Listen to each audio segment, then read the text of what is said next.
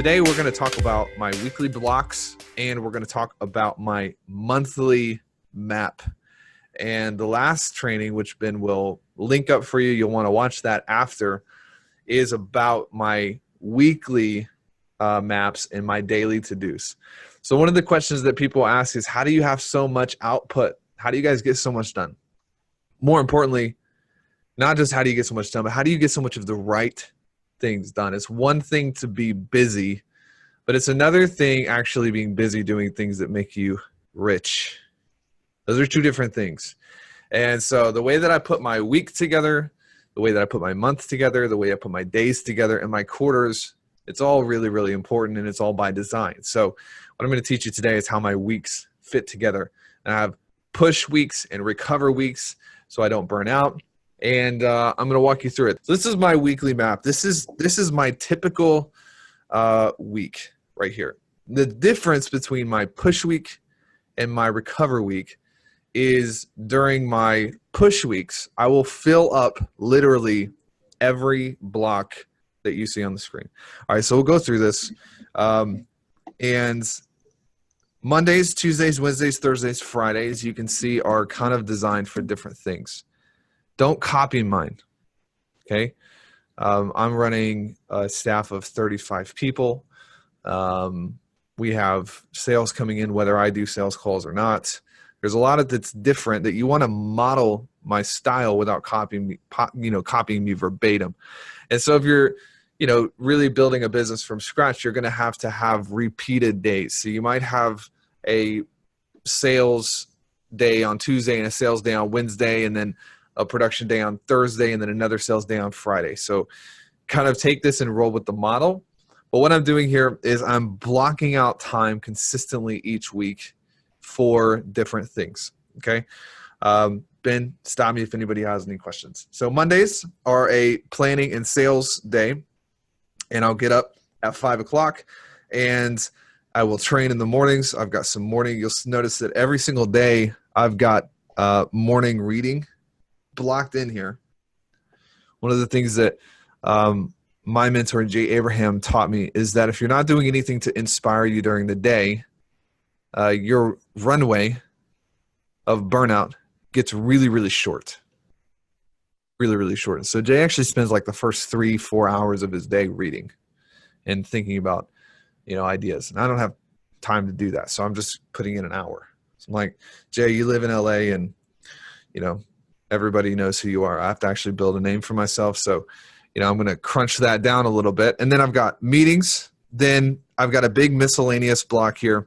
How many of you guys are familiar with the term buffer? And probably a better question, how many of you use buffers in your calendars? The idea of buffer, the first time I heard about it came from Strategic Coach and Dan Sullivan. And I've actually since then synced it up with a lot of other training in psychology where your confidence typically will come from contracts that you keep with yourself, promises that you keep with yourself. It's really important. This is something I train even my sales guys. My sales guys get paid when they're on the phone. So if I look at a sales guy's calendar, a lot of times when they first come in, it's like they don't want to put any buffers. They don't want to block anything out because they want to take call after call after call after call after call. But if you have a bunch of stuff in your calendar that you don't honor, in other words, you don't keep that commitment, slowly but surely what you'll notice is that your confidence will start taking a massive hit. Some of y'all are like, man, I just have nasty imposter syndrome and I just don't feel like I deserve anything. And I feel like I deserve $100 an hour. And it's like, well, show me your calendar. And I could probably go on a limb and say that you got a bunch of shit in your calendar that you never do. I know who you are. You just got the stock calendar. Go to the gym, then you never go to the gym. And what happens is over time, the fastest way to train your brain in the art of confidence is to do what you say you're going to do. That's why we put buffers in our calendar so we can move things around without breaking contract. You guys don't think this is a big deal? Well, my main sales guy put up $60,000 in sales on Monday. And for 9 months, I've been training him on how to put stuff in his calendar and then doing it. So If you don't want to have $60,000 days, then ignore what I'm saying. Joel says, what do you do when you break contracts? Typically, literally the first thing in the morning when I wake up, let's say I'm supposed to go to the gym at 6 o'clock. If I wake up at 5:30 instead of 5, I go and I move everything back. So all of my morning, the first thing I do is I move it back so that I can still honor that contract. Even though I've changed it, I'm going to change it the first thing that I know so I don't have to break it throughout the day. Does that make sense?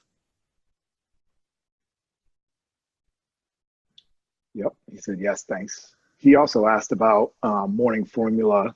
He's been doing 30 minutes morning formula and then 1 hour study back to back.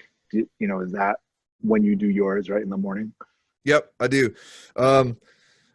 Yeah, I do. My morning formula is about 15 minutes, so I don't spend quite 30. Probably sometimes even 10, where I'll just go through it. It's pretty quick, pretty clean. And I change my morning formula about once a month. So I'll update it, I'll add to it, I'll change things. And so normally my morning formula, I'm like really familiar with it because I just changed it like 3 weeks ago. Yep, there you go. So you're still updating yours. Okay. Another big thing that I want you to notice about this map is how much time is blocked for production. Okay, so we have a big gap right here on Tuesday. And we have a big gap in the back, and then we've got a gap on Friday. And Fridays are kind of my recover days. You guys are interested in, how I can go and have so much output. It's typically because Fridays I'm studying a lot and I'm producing a little bit, and then the afternoons are like a big buffer zone for me. Any questions about this before you move on? I'm going to get into the monthly map for you. Vincent says, since morning formulas can contain much content, do you read through it completely every day, or how do you decide what you need on a daily basis and make sure everything is still on point? I wish that I could read through it every day, or I wish that I could say that I do every day, but I'm just like most normal humans in that I don't think that I really do anything every day without fail, but I attempt to read through the whole thing every day. Absolutely. Molly's asking, how do you handle unexpected stuff, client issues, staff issues, etc.? Most of the unexpected stuff that we have, we can actually get rid of, but I'd have buffers as well. So look at, I'm just gonna see if I can write on this real fast. Let's see if I can like zoom it in. It's not letting me zoom it in. Yeah, there we go. Oh boy. Now it's on. You guys check this out. I'm about to change your life. So look, buffer, buffer, buffer, buffer, buffer, buffer. You guys see how much time is blocked out for stuff like that? So unless you have this in your calendar, Molly, you're just going to get drug around all the time. So most of the stuff, if something comes up right here, well, you could probably move that and deal with it right here most of the time. Does that make sense?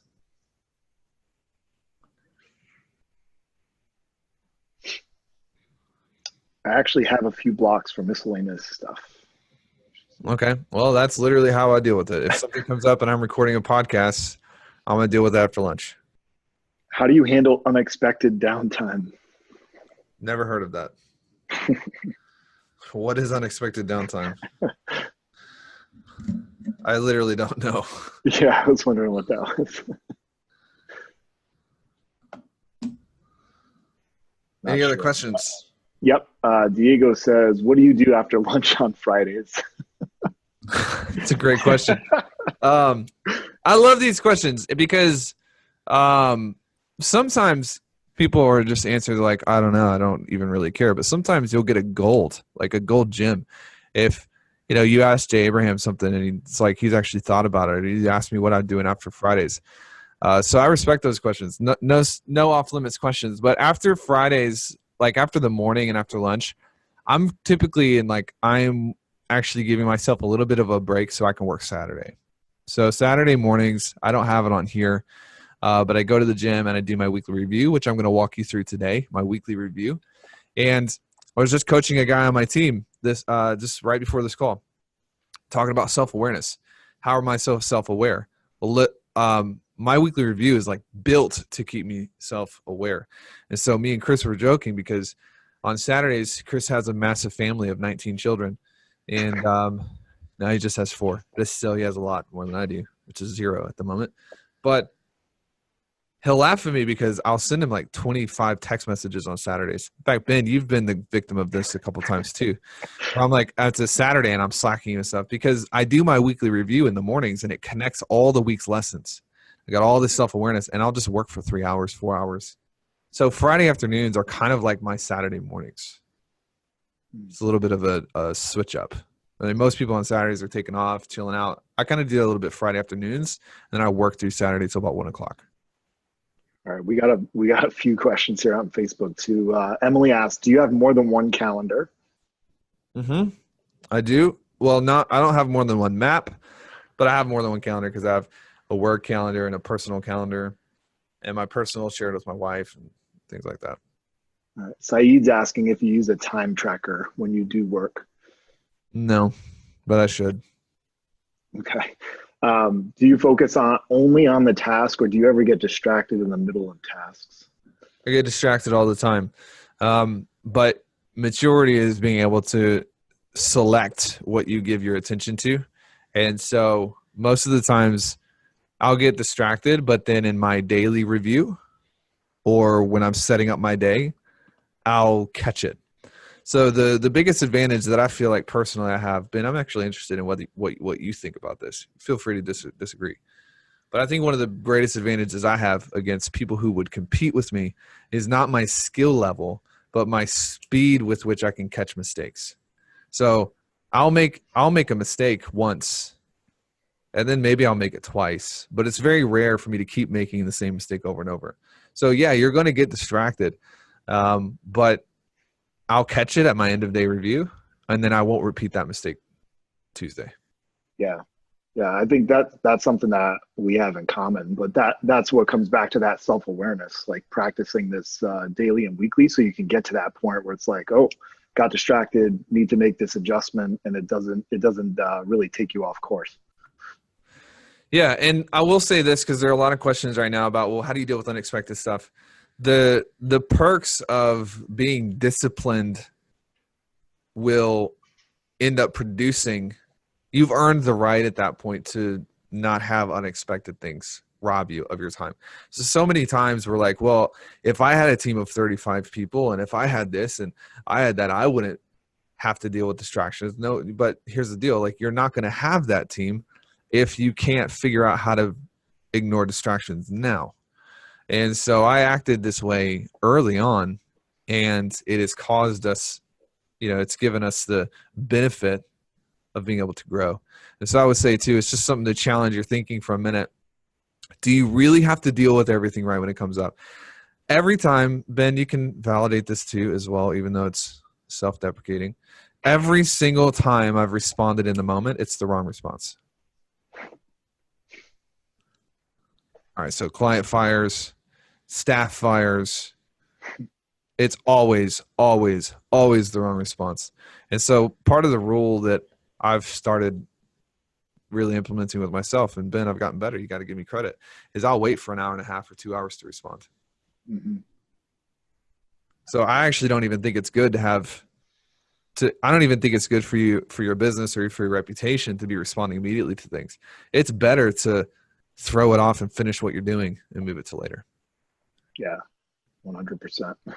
We got a couple questions here on like ideal hours in the day. So Alvaro is asking, what are your ideal hours of work per day for high performance and production? Everyone's different, but I can go from like 7 to 10:30 or 8 and feel pretty, or 7 to 10:30 or 11 and feel pretty good. And then I can take a couple hours in the afternoon. If I go to the gym, I can get another 2 or 3 hours. So I'm, like today is a Monday. Mondays are known for being crazy. And so I'm going to go back to the gym this afternoon just to do cardio so I can get a couple more hours. Saeed's got a follow-up to that. is working, 8 productive hours a day, 7 days a week, sustainable, or you think it's Impossible. the burnout? Yeah. Impossible. Yeah, like if you get 8 hours out of a day, like you're taking some type of drug. You're taking something. Yeah. Tiffany's asking, how would you recommend adapting this to working from home with kids? Way less flexibility and more multitasking. Oof. Well, it's a little hard for me to answer that because of life experience. So I don't have kids. I could tell you what Chris does, but occasionally Chris will work at home, but he's opted to get an office to not have to deal with that. I would be interested in some of the other moms who might have thoughts on that because I got nothing. Ben, you work from home. Yeah, I do, but I'm in a position where like I basically lock myself in my office. I might come out for 20 Just to let them 30 starve. minutes for lunch, but someone else is taking care of the kids, so I have that luxury. So yeah, I think one way to approach that is really to pick out. Let's say you have 2 complete hours in a day where you can focus in on the business. Then it's like go all in those 2 hours. And the mistake I've made in other positions in the past where I've done childcare and then part-time work is that I was like trying to do some work while watching the kids, and that ends up being a nightmare. So you almost have to just give yourself the permission to like be in complete work mode or be in mom mode and not try to multitask, because it's actually like really inefficient, and you probably end up breaking your contracts consistently with yourself on that. Yeah. I do think though that, my wife works, she runs a salon. Obviously I work, and our baby is due May 19th. And so we're about to come up on that transition. But if you can't afford it to get help, then get help. And we do that with everything. We don't get groceries. We don't clean our house. We don't mow the yard. We're a bit, and some people look at that and they're like, you're a bit extreme. And it's like, well, yeah, but think about the economic value of your time. I mean, if you're making $500 an hour and it takes you 2 hours to clean your house, and if you could pay someone cheaper than $1,000, which I guarantee you, no one's charging you $1,000 an hour to clean houses. It's profitable does that make sense? Yeah. Yep. So it's something that we don't think about, especially here in America culturally, where it's like you're lazy if you don't mow your yard and you're late. But it's like at some point you have to know what your dollar per hour is and get rid of everything that's not meeting that.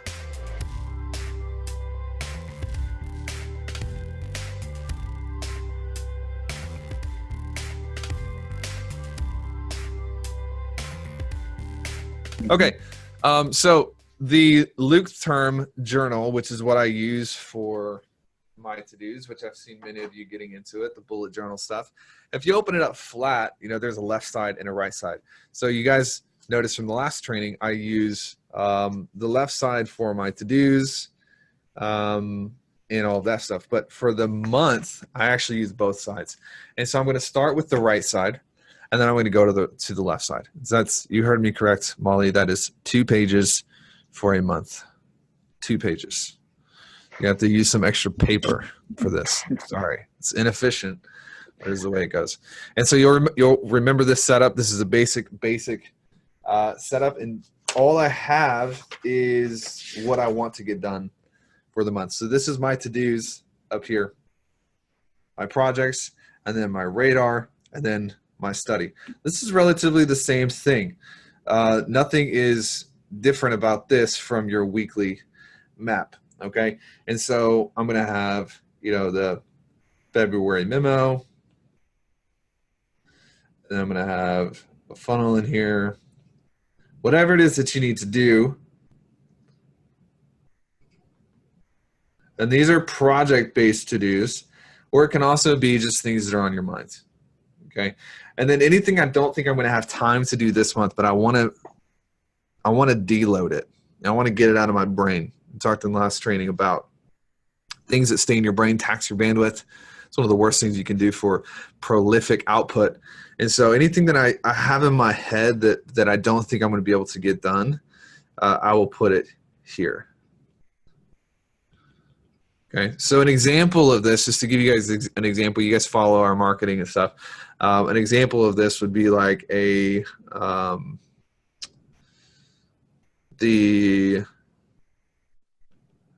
freelance to business owner hard cover booklet. I'm not going to be able to do that in January. I'll get the book done, but I won't be able to get it done. Does this make sense? Yep. And then study. So whatever I want to study,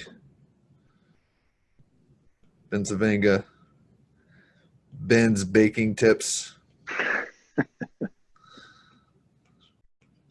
Okay.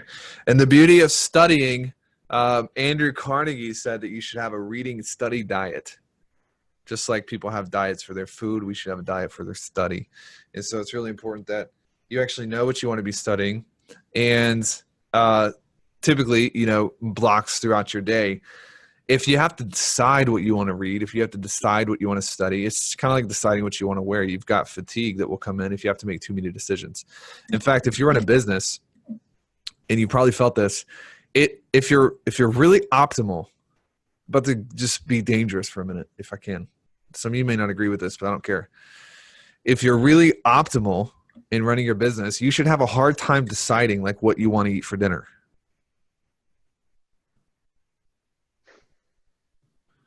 You should be fatigued at the end of every day. We got all these people who are like, no, man, this is like lifestyle business. Okay, well, that's cool. But if you actually want to grow something, you should be fatigued at the end of every day. If you go to the gym and you're not fatigued by the end of the training set, what happens? What does that mean? You didn't work hard. Is you were lazy or you just kind of goofed around. So I'm not saying that you should kill yourself every day. You shouldn't try to work 18 hours and literally be like, I don't know what I want to do with my life anymore. But you should be a little bit fatigued at the end of the day if you actually put everything into your mission. So we'll literally decide where we want to go eat, and I'll put it on here because I don't have time to think about it.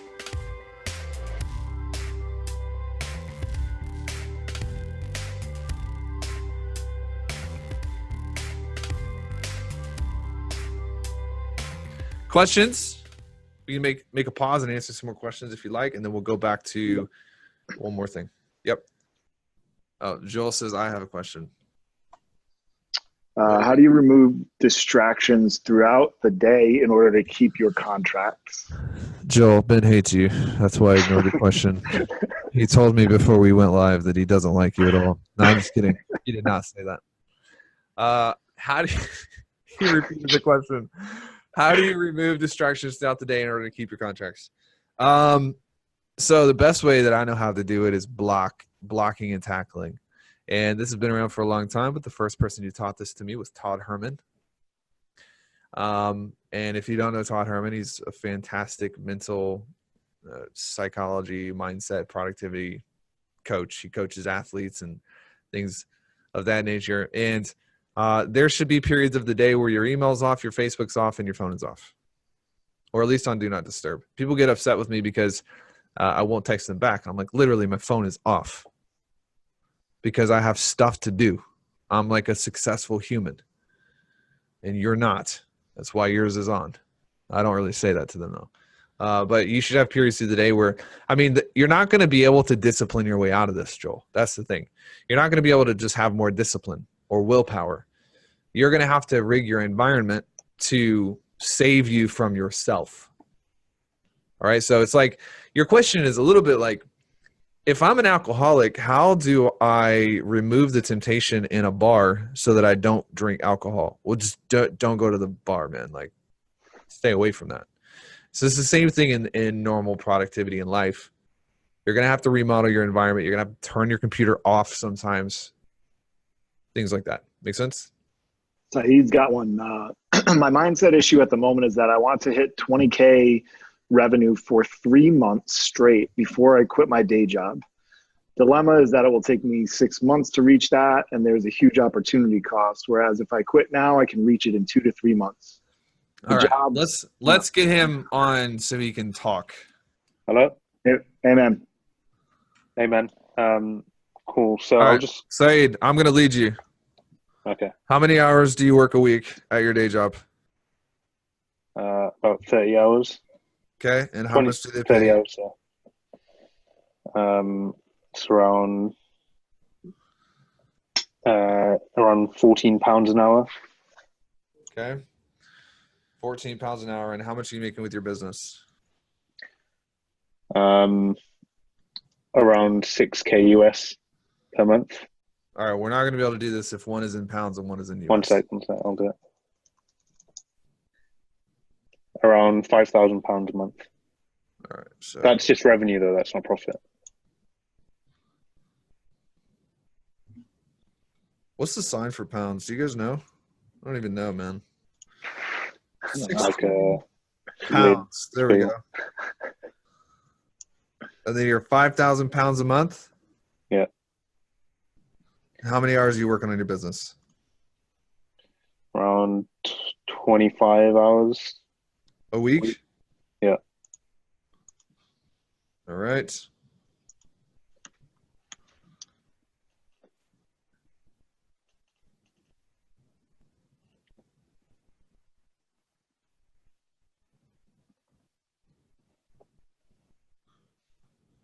And you get paid 16 at your job? Yeah. And 50 at your business? Yeah. Okay. And is 20,000 your goal in USD or pounds? USD. All right, convert that to pounds for me.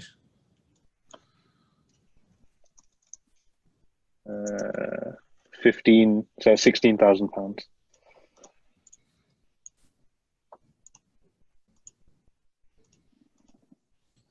All right. Here's why this doesn't make sense. You're making 16 pounds an hour and you won't quit your job until you're making 133 pounds an hour.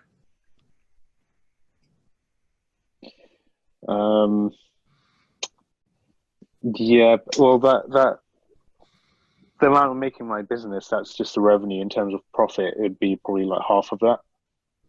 So it's 25. Right now you're making 50. If we take the profit, it's half of 25. You're making 9 pounds an hour more from your business. Yeah. So it's just retarded not to quit. Basically. Yeah. Are you doesn't make afraid? sense. Are you afraid of like walking on the sidewalk because someone could run over you? No, it's like with my job, I'm doing the same thing that I do in my business, which is media buying, right? Yeah. Well, what I'm asking you is, are you afraid to go outside because there's cars and they could run over you? No. Why? Because the chances of that happening is very low. Okay. So this is even I don't know how to sillier. cross the street. This is even sillier because the chances of you not making what you're making from your day job are less than zero because you're already making more from your business than you are from your day job. You have more risk of getting hit by a car on a sidewalk than you do of not making more money. Yeah. All I'm going to say to that. Book a call with Cameron too. Everybody needs to do this exercise probably once a month. Once a month at the minimum. Because this is how you understand what your hourly rate is, and you're able to decide what the best use of your time is.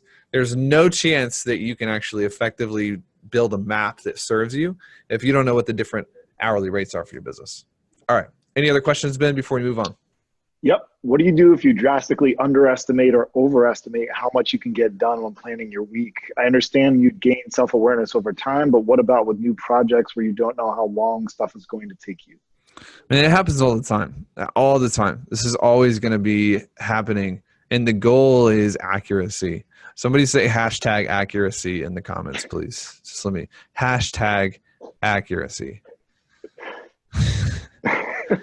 If you ask my advisors and salespeople, what's the one thing Taylor cares about? They'll be like accuracy, and then they'll spell it for you. And and they'll text it to you to make sure that you understand that they understand, so I don't go and get them in trouble. Accuracy. So you should be in an ever evolving pursuit of being accurate with your projections and your time and all. So that doesn't mean that you're going to be perfect, because sometimes you're going to overestimate. In fact, if I look back at my map from even last week, a live training real fast. 1, 2, 3, 4, 5, 6. I had 7 things on my list, and I only got 4 of them done. Are you laughing at me? Well, no, I'm laughing because last week I wanted to like blow everything up because I didn't get everything done on my list. Yeah. So this week I have 4 things on my list because I didn't hit my projections last week. So I'm gonna tune up a little bit, So you're always gonna be over projecting, under projecting. In some weeks, another thing is when I get into the push and recover, it's gonna change your life, because that's gonna allow you some margin. All right. Yeah. Next question. Alvaro and Diego have similar questions. So how do you deal with communicating efficiently with your business partner throughout the day and week? Do you and Chris plan out the week together on Saturday? No, we have drastically different working habits. That would never work. Chris lights up at he's got like a couple hours in the morning, then he lights up at night. And I have a couple hours really early in the morning and then the afternoon, and then I'm fatigued and dead in the afternoon and at night. What we do though is we sync up on our quarterly goals, and then we sync up on our monthly goals. So our week to week is different. We have a meeting on Monday to make sure that we're synced up, and then we typically have a meeting on Friday, and then we'll be in various meetings together through the week, but we don't plan the week together because we just work way different. Great question. Ben, what would you say to that, because you work with both of us? What would I say to like how you guys sync up, or like how it works? Cool. All right.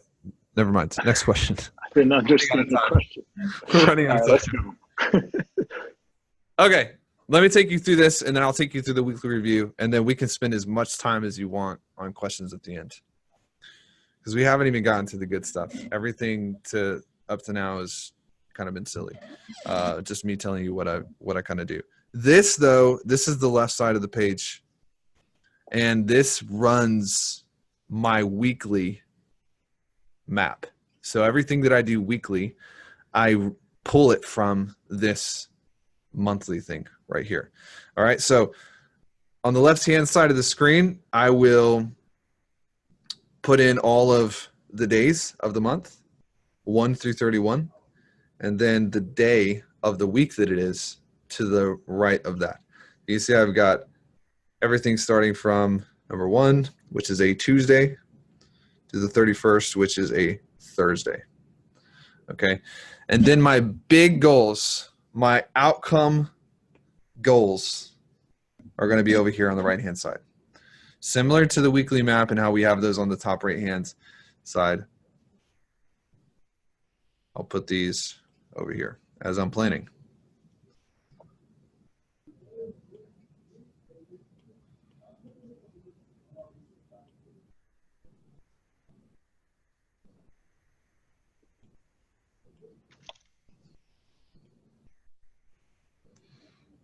All right. It's so important that you have these, because if you don't have a reference point when you get lost. Mark Santiago keeps raising his hand, Ben, by the way, so I'm not sure if he has a question or if somebody has his iPhone and they're playing us all. Okay. And then from here, what I'll do is I'll block out the dates that are busy. Okay. So I know that the 30th, I'm going to Bahamas. I'm really upset about it. And the 15th, we have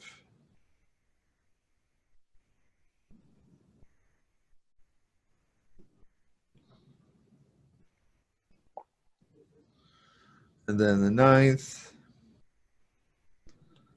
this is my actual map for January, in case you're wondering. And then the 21st. Jacques asking if you work on vacations. Yes. Unless I don't need to. Unless I need to take off. Usually I just do what my wife says. Honestly. Smart.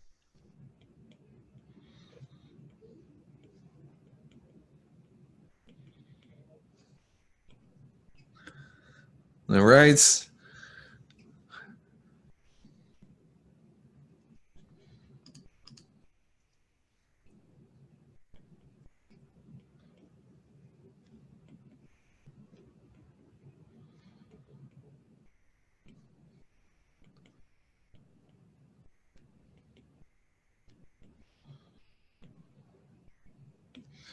Okay. You guys with me? Yep. All right. Now fill this up. And as I'm going through the days, I will just cross off the days. And I typically look at this once a week. So I'll cross off all of them so I can see where I am in the month and what's still got to get done. Because I've got this page, and then I've also got this page, which has all my to-dos on it. And so when I'm going to build my weekly map, I will just pull stuff from here over to my weekly map. Make sense? Yep. So Alvaro and Diego are business partners. He said, how do you guys deal with keeping autonomy in your activities while making sure that you guys are aligned with your company objectives and keep an agile working synergy? Yeah. So we might need to do a training on this, Ben, but you guys, so let's say, here are the big goals, and then underneath that,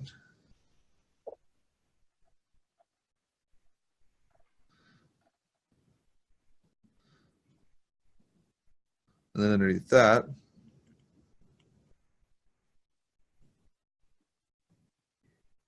you understand what I'm doing, right? Mm-hmm. So you guys need to be aligned here, but you don't necessarily need to be aligned like right here. And this is the difference. Like this goal might be, 2 new acquisition funnels at 6x ROI by March. Well, what all goes into this? A lot. You've got copy, you've got the different big ideas, you've got the angles, you've got the traffic, you've got all these different things. And what you want is you want to identify, okay, here is my lane, and here is Chris's lane, and you don't want to be like double dipping back and forth between these two. So as owners, if you're splitting a business, there's probably a couple things that you're good at and a couple things that the other person is good at, and you could both do everything, but you're able to divvy up your stuff. So for me, like copy, products, sales. Chris is like really, really good at traffic, angles, promos, vision.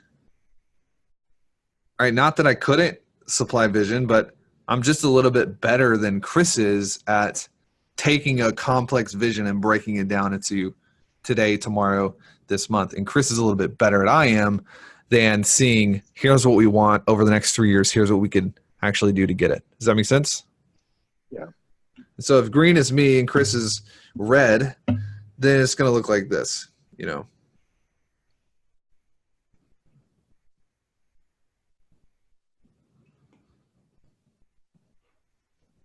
And some look at that. Oh, sorry. Go ahead.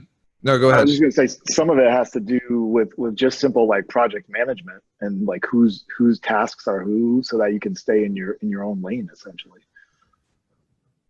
Yep. 100%. And we're meeting throughout the week and things like that. We spend a lot of time.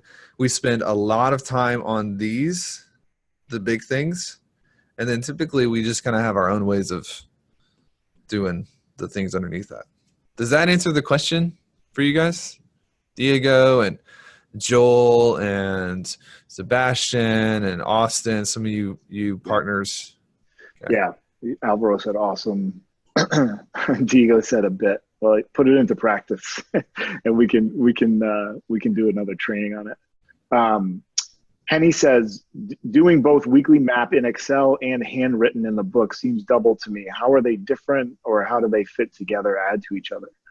My map in Google Docs does not change. It doesn't happen every week. It's my gold standard. It's what I want every week to look like. And you should spend an hour to build your perfect week, to build what is your model, what is your ideal working scenario. And then your weekly map in your to-do journal is something that you do new every single week. So they're not the same things. Mm-hmm. They're not duplicates. Great question.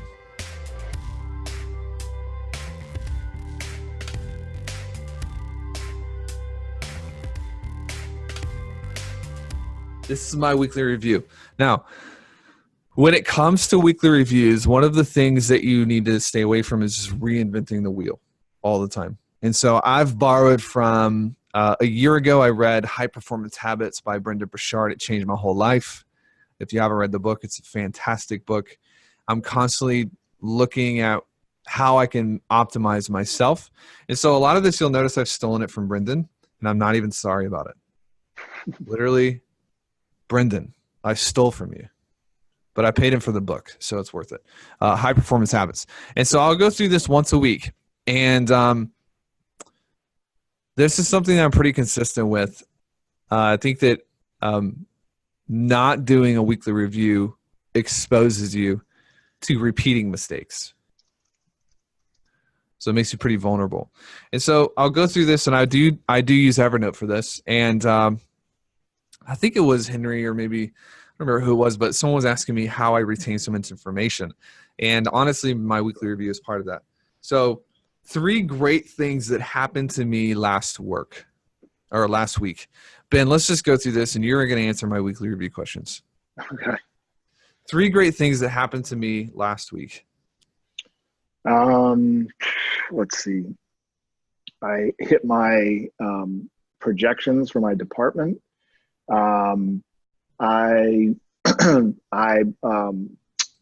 got pulled into the weeds a little bit, so that's not a great thing. I know, but I'm getting there. So I didn't hit my tasks for the week, but I saw where I misstepped to get back on track this week. So I had the awareness about what went wrong to make it right this week. And then had several powerful conversations with some of our elite clients. What was the main struggle that you faced last week? Saying no to certain things that pulled me away from my plan.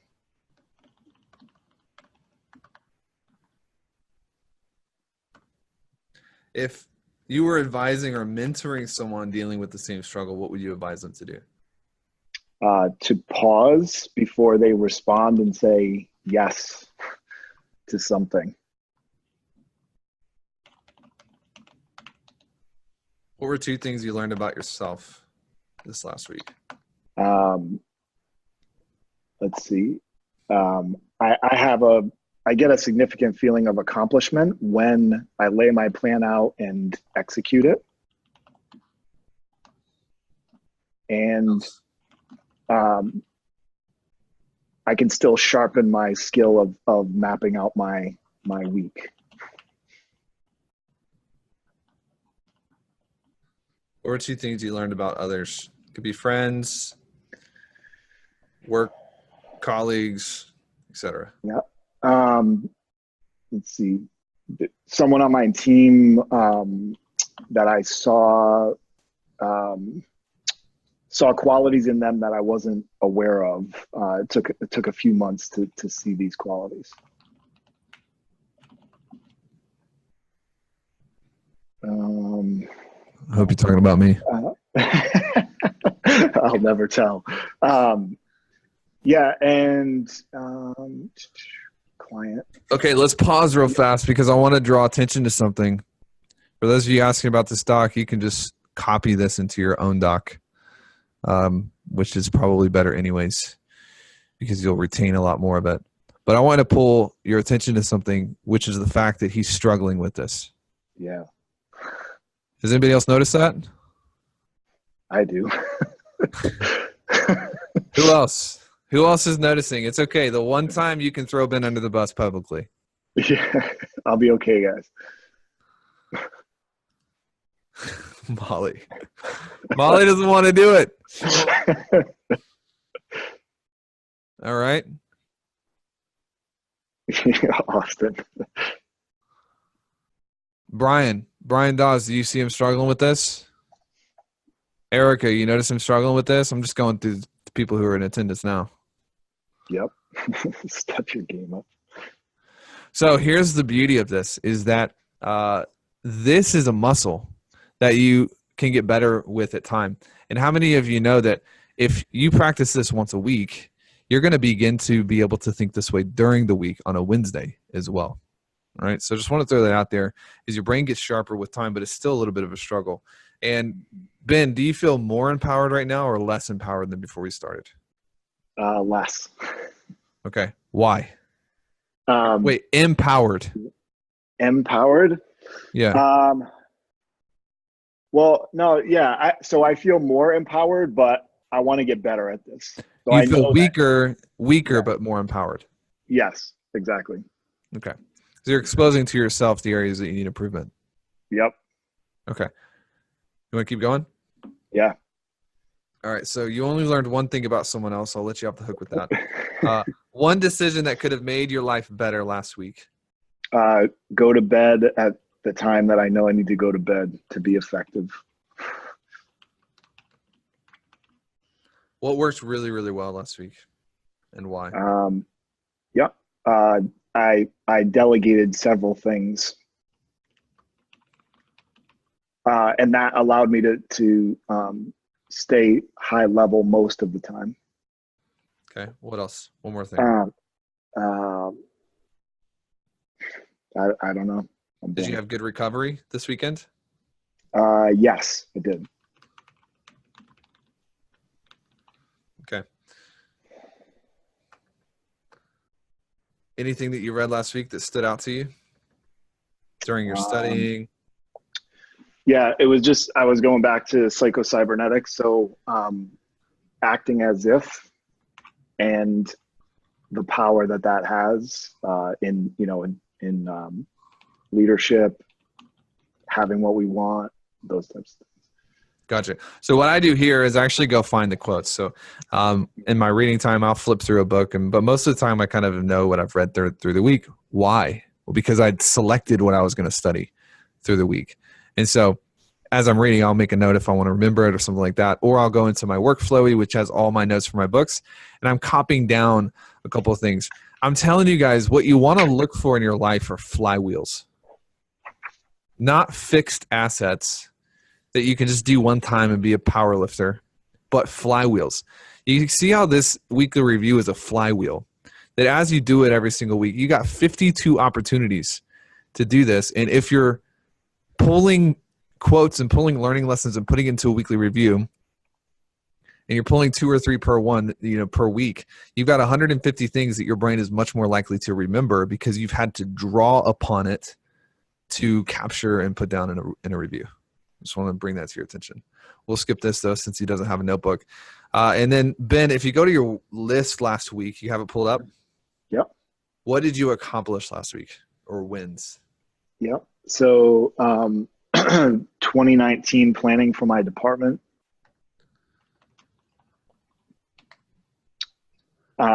Trained my team so that I can, be out of some of the stuff in the weeds that I was doing. and then launched our the latest version of our referral program. Cool. And so this is just capping it off because it's like every single week, take yourself to the place where you expose where you need to grow, but end on a place where what worked well. What are your favorite quotes? What did you accomplish? End on a good note. Make sense?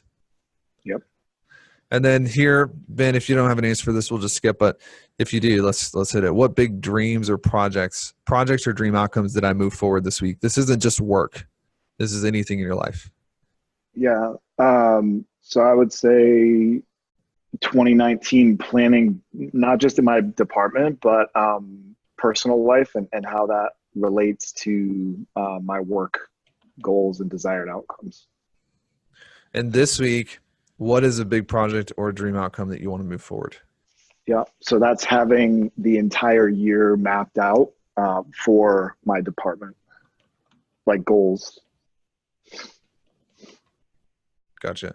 And then this is just area for reflection. Anything that you learned or anything you want to do differently, any note to yourself as you come back to this week, maybe at the end of the year review that you want to tell, or reflection, etc.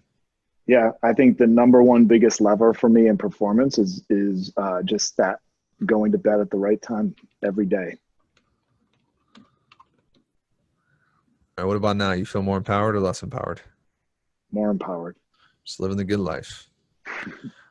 Life review. How was your week last week? How happy were you and why?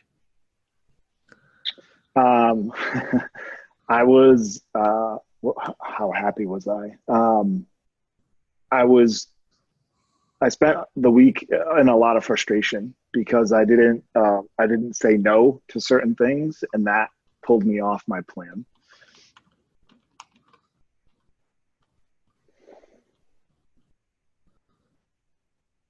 Scale of 10, 1 to 10, it was 6. Gotcha. Did you take care of yourself and the important people around you, and anything you need to change? On a scale of 1 to 10, I would say a 6. And yeah, I need to, it's like getting back to just every day doing, the activities, meditation, movement, sleep, so that my performance is a 10. Gotcha. So at the end of a review like this, it's very obvious there's usually like 2 things, sometimes 1, but most of the time 2 things that you really need to focus on this next week. And so for Ben, it's his calendar and his sleep. So you can see it's just coming out in the answers to the questions. Go to bed on time, go to bed on time, go to bed on time. Say no, say no, say no. So this puts you in a position where when you look at the week, you are like primed up. You're not going to hear. What are the chances of Ben doing this review on a Saturday or a Sunday and then repeating those mistakes this week? Very low. Very, very low, because he's aware of them. What are the chances of you repeating mistakes if you're not aware of the mistake? Like 100%. 100%. And so a lot of times, I'm telling you, I see this happening over and over with you guys. Like, you're repeating the same mistakes and you're just like complaining. I don't have any clients. I don't have this. And I don't know how to do this. And this isn't working. It's like, but you don't actually know why anything isn't working.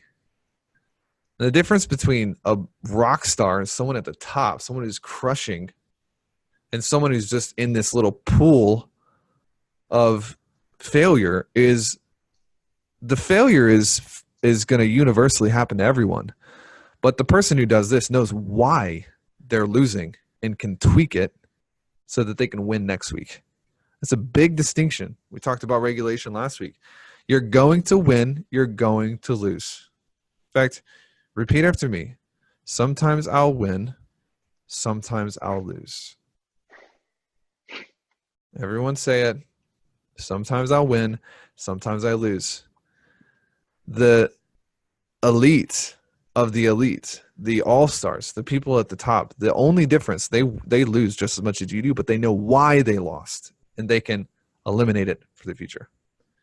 In this case, the reason that Ben lost last week is because he didn't sleep well and he kept saying no. And how many of you want to know that there's probably a tie-up between his ability to say no and his lack of recovery and rejuvenation. Mm-hmm. So I'm not saying there is, but I'm not saying there's not either. Okay, just throwing it out there. Yeah. All right. Scale of 1 to 5, 5 being the best. Rate yourself on all these areas. Health, 3. mental, and emotional. This is overall or just last week? Last week. Okay. Let's say 3. Partner and your love. 3. Yikes. Just kidding. Family. I got some work to do. Family, 3. I'll stay consistent there. Friends. 3. Okay. What Ben is telling me right now is he's being either really lazy or he actually doesn't know. Mm.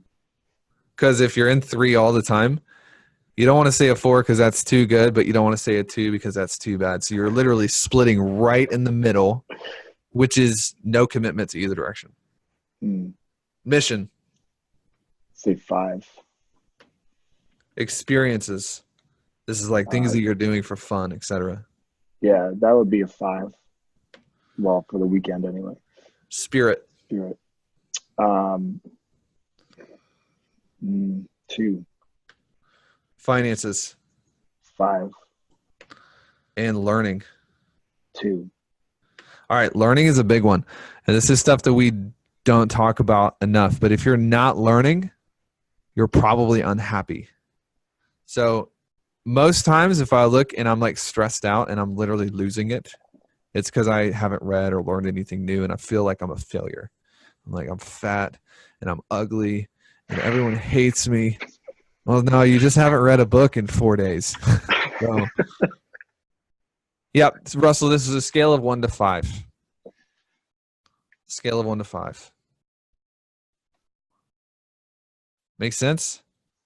Yeah. And you can multiply everything here by 2 and get your score. So 3, 6, 9, 12, 15, 20, 25, 34.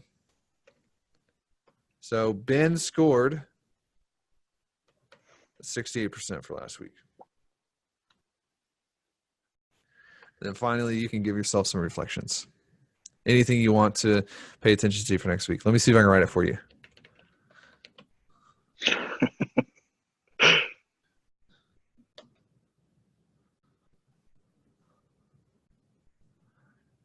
Accurate? Yep. All right. Cannot overstate the importance of doing something like this, y'all. For real. It will change your whole life.